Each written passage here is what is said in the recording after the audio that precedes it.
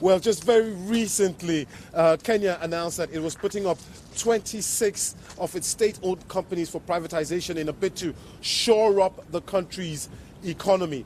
Now, one project that has been heavily criticized in that country is the new rail line project.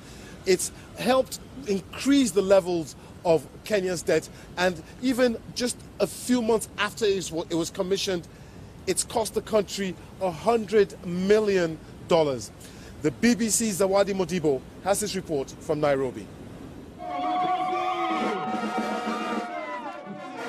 The Chinese-built standard gauge railway connects the port city of Mombasa with the Kenyan capital Nairobi. The 470-kilometer line replaced the old meter gauge railway built by the British in 1902 and nicknamed the Lunatic Express. While most Kenyans agree that the country needs modern infrastructure, critics argue the $3.2 billion price tag was not economically prudent.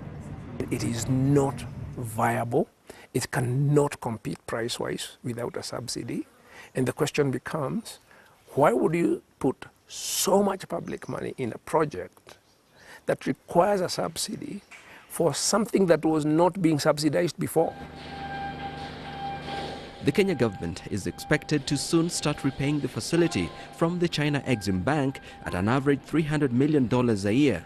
The government has said it expects the train line to boost Kenya's economy, hoping for an increase of 1.5% GDP. At $50 billion, Kenya's public debt is more than half the value of its economic output. It ranks at position 14 in Africa using the debt to GDP ratio, according to the World Economic Forum. And just last month, the IMF urged Kenya to refinance debt using concessional loans to lengthen maturities in the coming year and limit commercial credit for projects with high social and economic returns. This means that Kenya has cut public spending and raised taxes.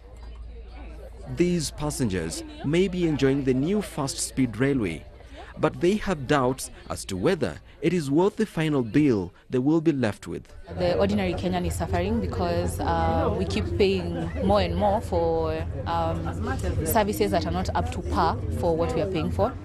This is undoubtedly a flaring symbol of progress, but the big question remains, will it attract the volumes of business it must to prove it was worth the cost?